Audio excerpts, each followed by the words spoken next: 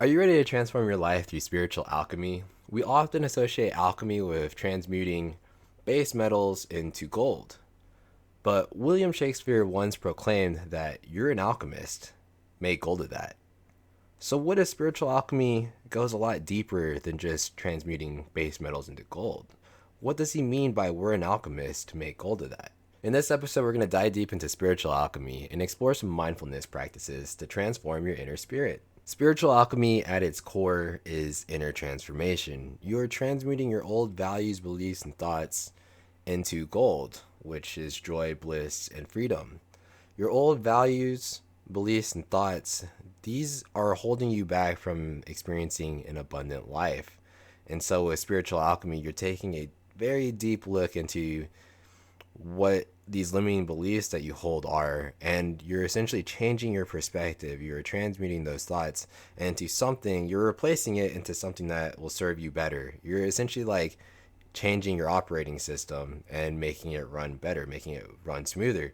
So you eventually find that gold within yourself. You're stripping away everything that no longer serves you, and you're finding that gold within yourself.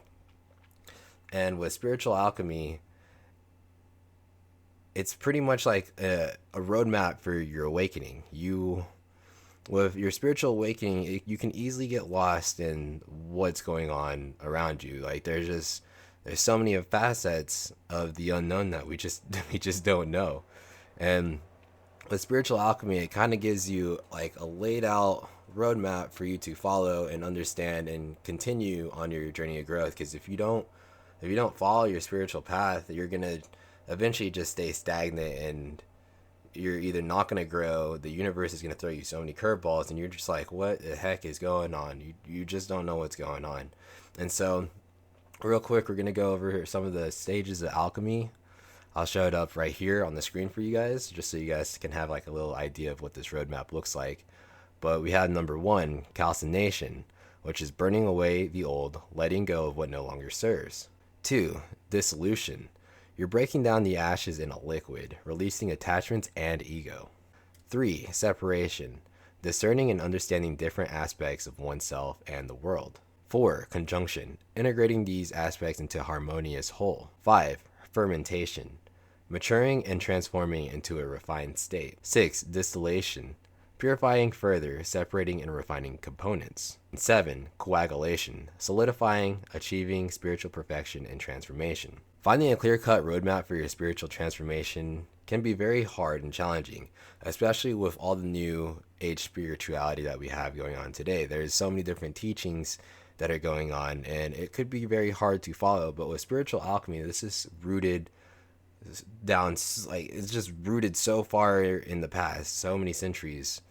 And so like this gives us a really good understanding of how people in the past navigated their spiritual awakenings, because spiritual awakening is not new. Spiritual enlightenment is not new. We just forgot who we were. So if you're familiar with the terms law of attraction and shadow work, if you take a deep look into spiritual alchemy, you start to realize that it seamlessly incorporates these elements within, because these are the foundations, part of the formula that you need to transmute and find that gold within you. So there is a hermetic philosophy that has been floating around, and you might have heard of it. It's as above, so below. As within, so without. As the universe, so the soul. You might have heard the saying before, and it's very big within spiritual alchemy. If you can understand what the saying is, it's pretty much talking about self-reflection or shadow work. Because whatever you're experiencing on the inside is what you're getting on the outside. It's what your outer reality looks like. If your outer reality is not looking so great, if you're going through, let's just say, hell, then it's most likely what you're experiencing on the inside, and what you're thinking, all your thoughts and everything that you're experiencing is negative. You're experiencing negative thoughts within, because whatever you feel within, you're getting without on your outer reality. Whatever you're getting from your outer reality, you're getting from within your inner reality. And so shadow work and self-reflection is very key when it comes to navigating your spiritual alchemy journey or your spiritual awakening, because if you want to transmute into that gold that we're looking for, you're an alchemist. If you want to transmute into that gold, you have to do your shadow work. You have to do your self-reflection so you can strip away all those things, all those thoughts, beliefs that you have going on, that you have operating in your system, so you can transmute that into the gold that you often wish to seek. So shadow work is very important when it comes to your spiritual awakening. And there's a lot of different tools out there that you can use to do your shadow work. So here's going to be some tools that you can use on your shadow work journey. You can start by journaling. Journaling is a very key process. When you start to journal, over time, you can start to pinpoint patterns in the experiences that you start to journal about. Like, you start to see, like, when you go back and reflect on everything that you wrote down, you can see patterns, negative patterns that you keep repeating. And that gives you the opportunity to change that, to transmute that into something that's more positive. And once you start writing down that positivity and keep reaffirming it with repetition, you're able to transmute that. And then you're going to start to see since your inner reality is starting to change, your outer reality is going to be changing as well. So journaling is very key. And another thing too with journaling, you don't have to just just journal your experiences. You can also go back into the past, past experiences that you had, and take a visit into those, and and essentially transmute those negative experiences into something that is more love. You transmute those experiences from negative to love. And another thing you can do as well is also ask yourself the hard questions and bring out those thoughts within you, your beliefs around those hard questions out from within you. You have to be honest with yourself and show yourself big compassion when you're doing this. And when you're honest with yourself, you're able to see what those thoughts that are running in your system, in your head, in your inner world, what thoughts are running, and then you have the opportunity to change that and transmute that into something that serves you in the long run. Another tool that you can do is meditations and mindfulness. I absolutely love meditations. Guided meditations are my go-to. That is, in my personal experience, a guided meditation was what spurred me onto this spiritual journey. It really dug me into doing some shadow work and understanding that some of these thoughts that I had were holding me back. And once I was able to replace those thoughts, I was able to move forward with my life. And now I'm here talking to you through this video. So check out some meditations. You can find some meditations that are geared towards actually bringing out shadow work, like guided meditations that will help you bring out the shadow work, the limiting the beliefs that you have. Because with meditation, you're sitting still, and it's not like you're clearing out your mind necessarily.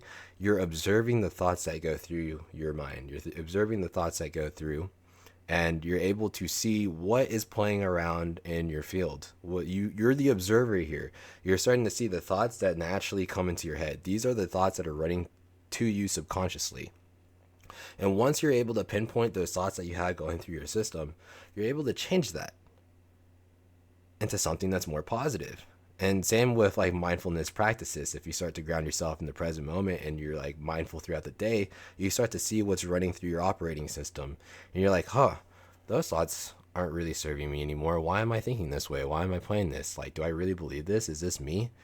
And then once you start to identify the things that are holding you back and no longer serving you, you're able to transmute and change that to find that gold within you.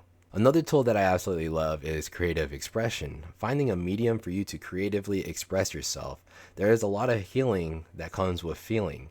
So when you start to feel yourself and you pour yourself out into a creative expression, let's say music, art, dance, there's healing in the movement. There's healing in the feeling. So when you start to express yourself creatively, you start to heal those parts of yourself that never really served you to begin with. You're letting go of those feelings, those thoughts, those beliefs that don't serve you, and you're able to transmute that energy out. There's a lot of healing when it comes to creative expression. For me, I'm a big longboard dancer. I don't know if you guys see those longboards in the back. I did it just because I thought it was cool back in the past, but when I got better at longboard dancing, I started to like really connect with my body more, and I started to dance on the board and just like really feel myself. And I was like slowly healing myself as the journey was going. Like as I kept doing my longboard dancing journey, I was like starting to connect more with my emotions and who I am as a person, and start to navigate life with through my feelings. Like I really started to understand myself more, and it was just like a blessing in disguise, healing. I also write music, and when I do music, my music is my shadow work. I do it for my healing. I don't do it for fame or anything. I do it for me. It's my healing work. And when I do this music, I visit past experiences about myself that have really like took a toll on me. I've been through quite a bit of stuff, and like I never really had somebody to talk about and process my emotions through, or with. And so when I dive back into the past and I write about these experiences that I'm feeling, like I'm able to see the thoughts that were playing in my head, kind of like experience that situation again. And then I'm able to identify what I did wrong, what other things went wrong in my life. And I'm able to learn from those past mistakes and experiences. And I now know how to operate through life in a better, more confident way. And that's why I believe creative expression and just doing shadow work in general is better, because now I have stronger boundaries, because I was able to revisit those past the I was able to revisit the past, and now I'm able to have more self-respect for myself. And that's another reason why I think creative expression and shadow work is such a great tool. Another great tool is tarot cards. So I started to recently do tarot readings, and I freaking love it. Like I would watch a lot of tarot readings for like the past years, and it's just like I just was so mind blown at how there's readers that can really connect with what I'm going through. Like I just never really understood it. And then I decided to actually pick up a tarot card deck for myself. And here we go. We have some tarot cards right here. So I have my own tarot card. We got the Emperor at the bottom of the deck. We're just sitting in our power now.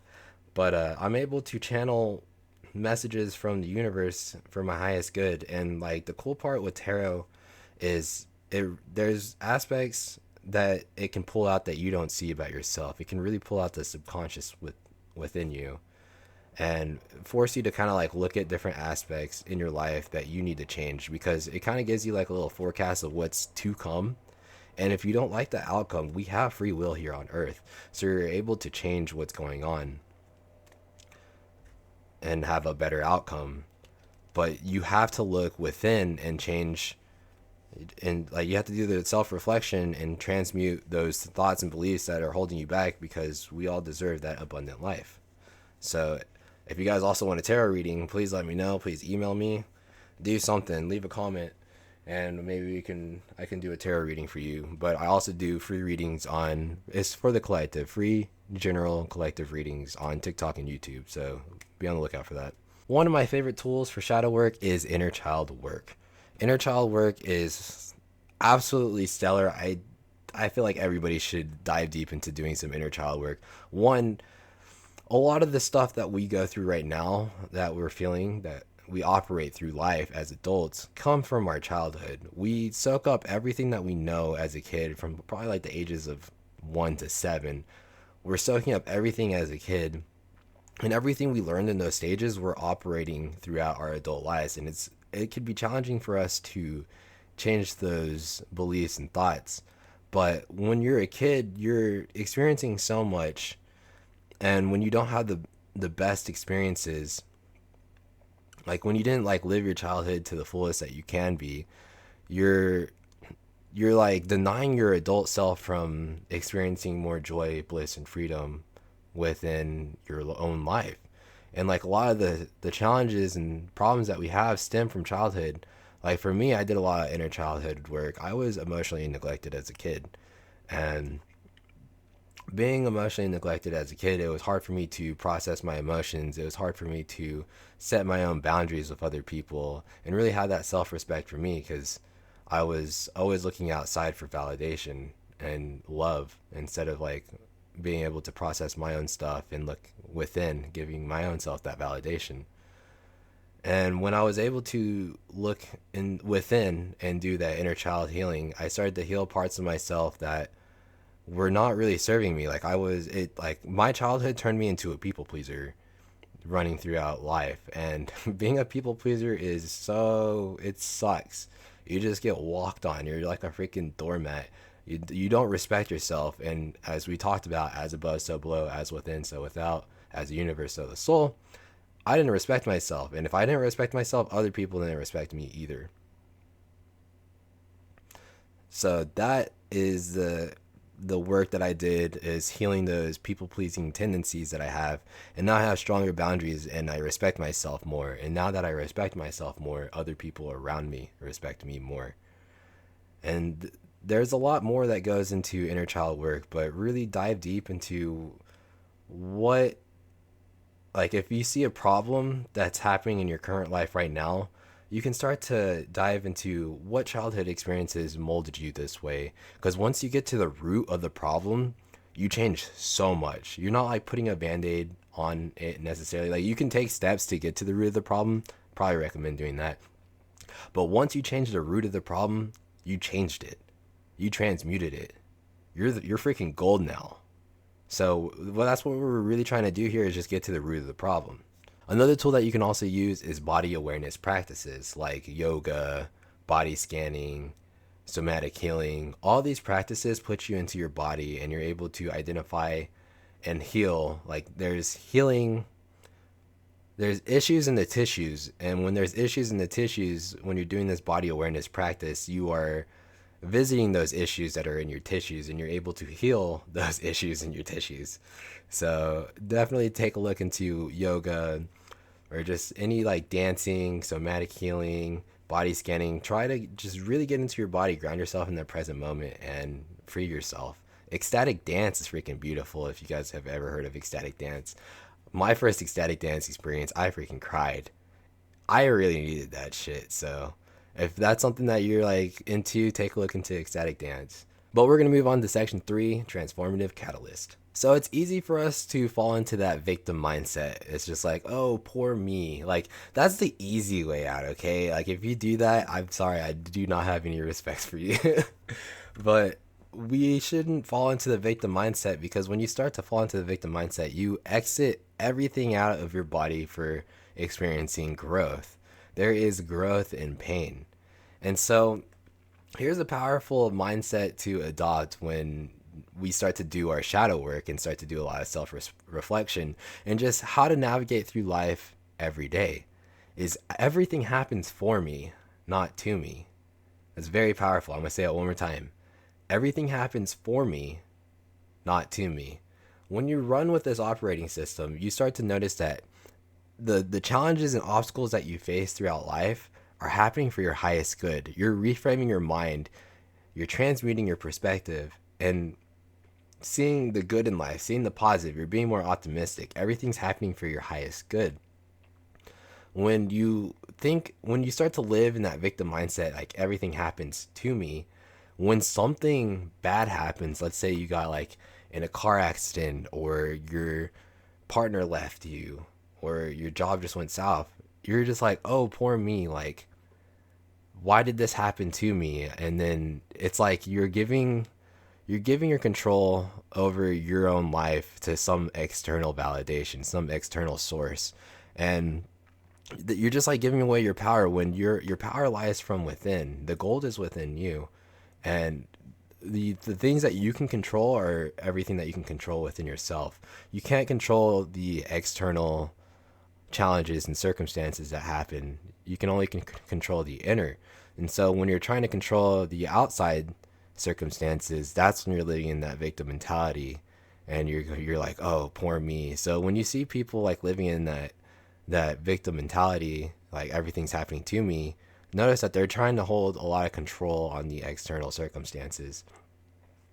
That's actually very powerful. That made me realize a lot of things. But when you start living with everything happens for me, you're able to see that situation as like a stepping stone to the next step in your own life, to your higher self.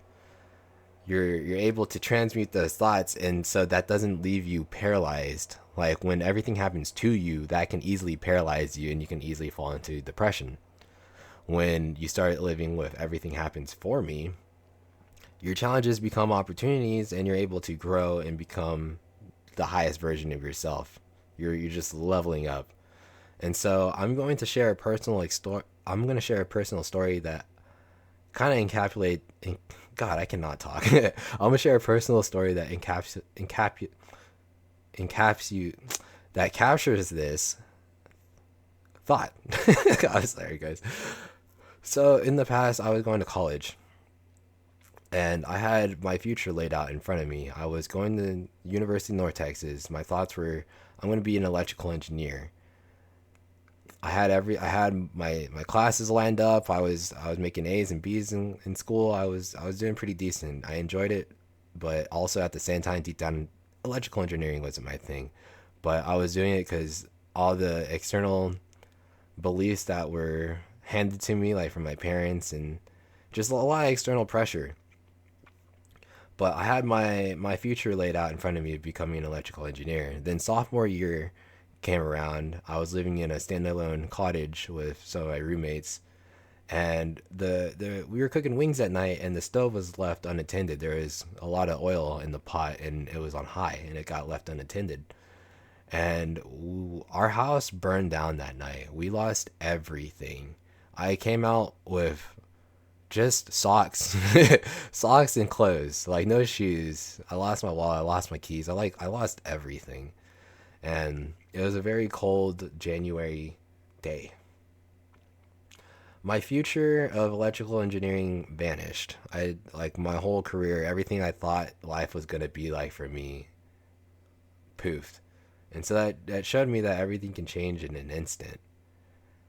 And well, thankfully, we had friends that were able to take us in for the night. But we ended up, which at least me and a lot of my roommates too, we all like ended up withdrawing from college. And I went home, started living with my parents. I picked up a job as a waiter and a bartender, and that was it. I started working in the restaurant industry. I was making pretty decent money, but as the times were going on, I started to think, wow, this is my life now. Like it got stressful. Working in a restaurant industry is so stressful. I don't like relying on money that way. I just like on tips. I was getting paid $2.13 an hour plus tips, so I was like really just relying on my tips. And as time went on, I wasn't able to necessarily process my emotions, as we talked about in the previous section, how I was emotionally neglected. I never really understood how to process my emotions, so I never talked to anybody. I didn't have a therapist. I didn't have anybody to talk to, and so I was holding all this energy, all this emotions onto myself, and everything was just stirring up, bubbling up. I started to become very depressed. I started to really like lose my light for life. I just really started to become very bitter. I just hated everything. And then I started to realize like I can't live like this anymore. Like I was living in that victim mentality, like, oh my God, why did this happen to me? And I was just in a bad space. And then one day I started to read some self-help books because like I was just down bad. I didn't know what to do. So I read some self-help books, and I stumbled across like the saying, like everything happens for me, not to me. And I started to slowly shift my mindset, like, hey, maybe that house fire put me on a better path. Maybe I wasn't supposed to do any of that. I didn't even like electrical engineering. Like I couldn't see myself doing that fully. I did like it, but it wasn't like me. I just knew deep down it wasn't me. And since I was able to shift my mindset from that thinking, I was able to transmute a lot of the feelings and the perspectives that I had that weren't holding me back. And as we can see now, I'm here talking to you through this video or podcast, whatever you're listening to this on. I'm talking to you through this now, and I found a different way to make life work out for me. I'm no longer bartending. I'm no longer serving. I'm not depressed like I used to be in the past. I transmuted a lot of those beliefs that were holding me back. And so I think that's why it's very powerful to start this healing work of everything happens for me, not to me. Like I'm so grateful to be here to share my experiences, to share my journey, to share these tools with you guys, to help you guys have a, holy fuck.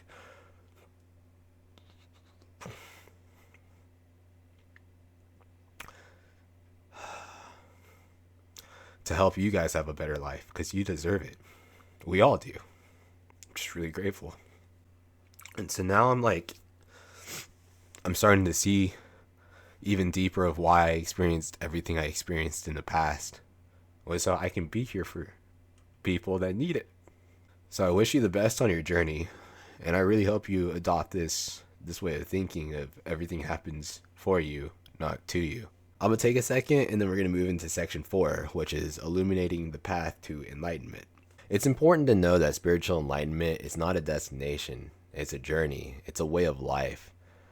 To be enlightened is to navigate through all the obstacles and challenges that come your way with elegance and grace. You're dancing through the storms with elegance and grace because you cannot live a life without any challenges or obstacles. Life constantly changes. Change is constant. And so life is eventually going to easily throw you a curveball. And it's up to you. Are you going to try to hit that curveball or are you going to just get out of the way? Are you going to say everything happens for me or everything happens to me? Are you going to adopt that victim mindset or are you going to grow from this? And so with spiritual enlightenment, it's very important to know that there's no end all be all. It's just a way of life. And to cultivate the spiritual enlightenment is what we talked about, those tools in section 2, such as like journaling, meditation, creative expression, using tarot cards, inner child work, body awareness. And there's so many more tools out there for you to cultivate and nurture your spiritual enlightenment journey. There's a lot of different tools out there that you can use. And though it's not limited to the tools that I just told you, you can go out there and find whatever tools work best for you. And whatever tools work best for you, I encourage you to keep on using those tools as they help you heal. And we didn't talk about it much, but with the law of attraction, like attracts like, you're essentially changing with law of attraction, you're replacing your negative thoughts with positive thoughts. And people think like, oh, that doesn't work. It does work, but it works even stronger when you pair it with your shadow work. Like that's how manifestation works. You exit out those old beliefs that aren't serving you and you replace it with another thought that does serve you using the law of attraction. Let's say if you use law of attraction without doing shadow work, you're essentially just putting a band-aid, or you're just piling more stuff onto those limiting beliefs that you have and saying, hey, this is my manifestation, why isn't it happening? Well, under all that stuff that you just piled on, you still have that limiting belief rooted deep into your subconscious mind because you never did the self-reflection or shadow work to actually replace those thoughts. And there's a subset within the law of attraction that's nature arbors a vacuum. And what that says is let's say you have this container, right? Everything in this container contains you, your reality, your job, your partner, your thoughts, your beliefs, your money, just everything in your reality is in this container, okay? And you can't put anything more in this container unless you take something out of the container to replace it. And so let's say you want to replace another job. You got to get out of a job or take something out that's taking a lot of your time and stuff that's in your container so you can fit that new job in there, make space for that new job. And so if you're not doing your shadow work and taking out those old beliefs out of your container, you don't necessarily have room to put in new beliefs to replace those thoughts within your container to create your outer reality. You're essentially just piling other stuff on top of this container and saying, hey, look, it works. But you never took those things out of your container to make it work. And so that's why it's important to pair shadow work with the law of attraction. And adopt the mindset that everything happens for you, not to you. And when you have all these things together, it's a recipe for success. You're able to cultivate that gold within you and refine that gold and become the master alchemist that you have. You'll be spiritually enlightened because when another challenge or obstacle comes your way, you're able to transmute that out. You're able to navigate and dance through those challenges with ease instead of being like, oh, poor me, oh, I can't do this anymore. You're not going to be stuck stagnant. You're going to be able to keep growing and healing from everything that you're going through. So we're going to go to section 5, mindfulness practices for daily life. Now that you have the awareness that spiritual enlightenment is not a destination, but a journey, it's time to realize that it's something that you have to put into practice. And it's best to put it in practice every day. Because if you don't work on your spiritual practices, you can easily be stagnant and stunt your own growth. And so I don't know about you, but I want to be my highest self in this life, and everybody has free will to choose what and where they want to be in this life. I just think it's the best thing to just have self actualization and improve yourself daily, because when you're able to grow and be the best version of you, that happens with everybody around you. And so when you do spiritual practices, it's like, this is why you see morning routines as being very prominent and popular. It's very important to do a morning routine, and I would suggest you find a morning routine that works out for you. Because when you're doing a morning routine, you're essentially putting yourself first. You're filling your own cup, and when you add a little bit of spice in there of your spiritual practices, like let's say meditation or journaling, you're working on yourself, and you're also doing your shadow work, and so you're constantly able to navigate and dance through the storms within life.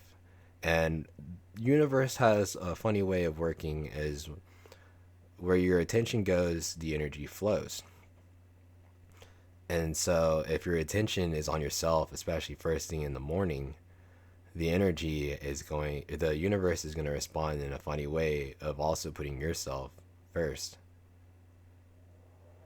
I'm gonna just let that sink in for a second. When you put yourself first, the energy is also going to put yourself first. Where your attention goes, your attention's on yourself, the energy flows. The energy is going to be flowing to you. So if you want to have an abundant life, you need to take the time for yourself and put the attention on yourself so the energy can flow to yourself. And when you have all that energy and attention on yourself, you're able to fill your cup up. And once your cup is filled, it's going to overflow, and you're able to give to others that also need it around you. And so I encourage you to find a daily mindful practice that really helps you out. There's going to be a few that we're going to be talking about, like present moment awareness. And this doesn't have to be like your daily routine. Just find something that happens in the morning for your morning routines. But for like a daily routine, if this is something that you like to do, present moment awareness, which is you're pretty much observing everything that you're experiencing right now in the present moment, and you're just observing it without judging what's going on in your present environment. You're starting to ground yourself and become more present. You can like focus on your breath and just bring yourself here and now and stop having the forward or backwards thinking. And when you start to incorporate this practice, you're starting to bring the attention back onto you, and then you're able to see all the thoughts and beliefs that you're holding at that moment that were holding you back. Like when you start to bring yourself back to the present moment, you realize, I'm okay, I'm right here. Whatever the fuck I was thinking about that was hurting me doesn't have power over me, because the power is right here in the present moment. And that another mindfulness practice is observing your thoughts and emotions, because you can start to observe your thoughts and emotions throughout your daily life. And when you start to observe your thoughts and emotions, it's essentially just like, it's like you're being present, you're observing the thoughts that go in, and then you're able to once again replace those negative thoughts and beliefs and put new thoughts and beliefs in there. And I know it sounds so simple, because it is simple, but it's hard for us to actually take the time to be present. A lot of us aren't present.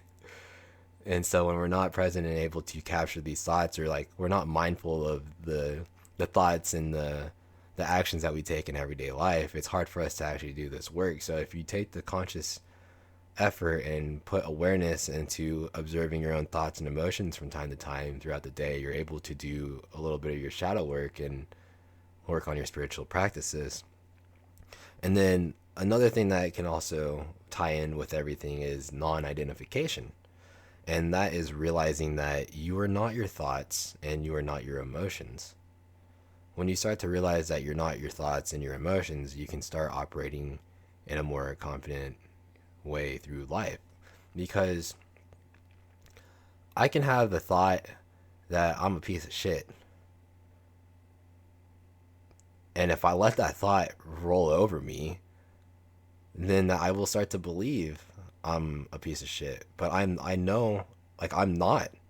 I'm here. Like, how am I a piece? I'm just chilling here.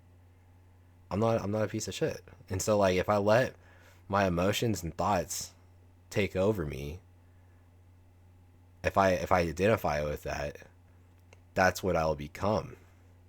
I'll start to identify with those thoughts, even though like that's not who I am. So just like when you start to have your like intrusive thoughts, or just like these negative thoughts and things that happen to your life, start to observe them and don't identify with them, because that's not typically you. That could either just be like an intrusive thought that you're having, or someone said something to you and that's just a projection that they have onto you. So it's important not to identify with your emotions and thoughts. Just observe them and ask yourself, why am I feeling this way? Is this thought, is this belief, is this serving me? Is this serving my highest good? And then you're able to transmute that energy and put something more loving in there for you, something that would really help you out and benefit you. Because even if you were a piece of shit, you can transmute that energy and become a very good person. You can implement more mindfulness in your daily activities, like go out for a walk and start to just be mindful of your surroundings and ground yourself in the present moment. Or when you find yourself doing the tasks like washing the dishes, or I even see like brushing your teeth, when you start to get into those tasks that like put you on autopilot mode, even driving, when you're like in autopilot mode, you're not in the present moment. You're kind of just like operating in some like weird autopilot system. Bring your awareness back to yourself, bring your awareness back to the present moment, and that's just an act of mindfulness already. It's easy for us to go into the autopilot mode, but when you bring yourself into the present moment, you're opening up yourself to everything that's going on around you now, and you're being receptive to the gifts that the universe can give to you. You're not living in the forward thinking or the backwards thinking. You're here, present, now. Everything, the power is now. The power is now. And so the last mindfulness practice that we're going to be talking about is gratitude and mindful reflection. So with gratitude and mindful reflection, it's very powerful to put yourself in the state of gratitude and being thankful or grateful for what you have now. Because when we're not in the state of gratitude, we are essentially putting stuff on a pedestal outside of us. Like we're like, you're not grateful for this roof above your head or the food that you're going to be eating. Like when you're starting to be grateful for the small things in life, it puts you in a state of vibration, a state of energy, to where you can attract more of the things to you, because you're in a feel good state when you're in a state of gratitude. When you're not in a state of gratitude, when you're not when you're not using gratitude, you're pretty much living in like a lack mindset. You're like, I'm not, like, when you're not living in gratitude, you're living in a lack mindset. You're not thankful, you're not grateful for the things that are happening around you. And that sets a different energy out. Sends a different frequency out. You're not feeling good within you. It's like you're looking outside of yourself once again externally for something to fill your own cup, when all the power lies within you. The goal is within you. And so when you're grateful for everything that you have, you're filling up that cup within you. When you're not grateful, you're looking outside of yourself to fill out that cup that's great, to fill up your own cup. And it's like you're sending out a lack mindset to the universe, and the universe just knows how to reply. It's like, oh yeah, that's what you want, got you. Like, it doesn't work. It's like very blunt with you. So when you're feeling, and that's the power, that is the feeling. When you're feeling lack, the universe will respond to you in more lack, as we talked about, as above so below, as within so without, as the universe so the soul. When you feel lack with inside of you, when you're not operating with gratitude, even for the smallest things, the universe will project lack into your reality as well. And when you start to feel grateful for everything in your life, all the small things, big things, just being grateful, you're feeling good within yourself. You're feeling like everything that you have around you is enough. You're okay. And when you're feeling good like that, that's sending that signal to the universe that you're in an abundant mindset. You have abundance within you. And when you have abundance within you, you only get abundance outside of you, as within, so without. And the last thing I want to touch upon is, since we know that spiritual enlightenment is a journey and not a destination, and we have all these tools set in place for doing our shadow work and for implementing mindfulness within our daily lives, it's not a one-stop shop. It's not, because it's not a destination. It's not a one-stop fix all, be all. It's a constant practice. And so one thing to change your subconscious mind is repetition. That's like one of the best ways to change the subconscious mind. I think the other way is to be hypnotized, but we can change our subconscious mind through repetition. And so that's why consistency is key. If you keep doing this every day, if you do these practices every day or consistently at least, then you're going to start to rewire your thinking, rewire your thoughts, and change your subconscious mind, and actually see the life that you deserve and see the goal within you being reflected outside of you. And that comes with consistency. You can't just do it one time and be okay. Because if we were able to just do it one time and it worked out for everybody, we wouldn't be in this position as ourselves and as a society. Everybody would be like, oh, we found the answer. You just meditate for 10 minutes one time and you're good.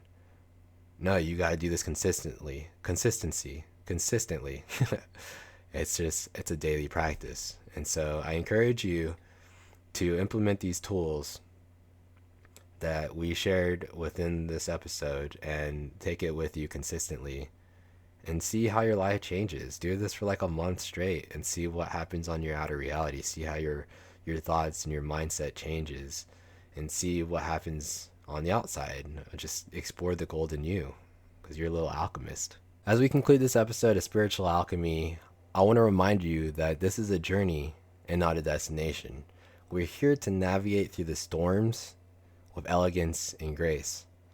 Everybody's path is unique and different. We're here to share our experiences with one another and grow collectively. Discover the tools that resonate with you, whether it's journaling, meditation, creative expression, or whatever you find that works best for you.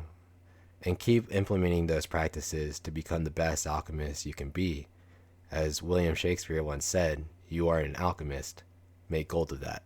I invite you to share your insights and questions in the comment section below. Let's start to build a community of alchemists, spiritual warriors out here. Together we can navigate the labyrinth of self-discovery, for each shared experience is a valuable thread in this tapestry of our collective growth. So don't be afraid to share your own experiences. This is going to be a safe space for us. I will be writing and talking more about this topic, so stay tuned. You can either go to simplyhealing.com, check out YouTube, my podcast, my TikTok, whatever platform works best for you, I'll be there. But I hope you guys have a wonderful journey and a wonderful life. Hasta la pasta.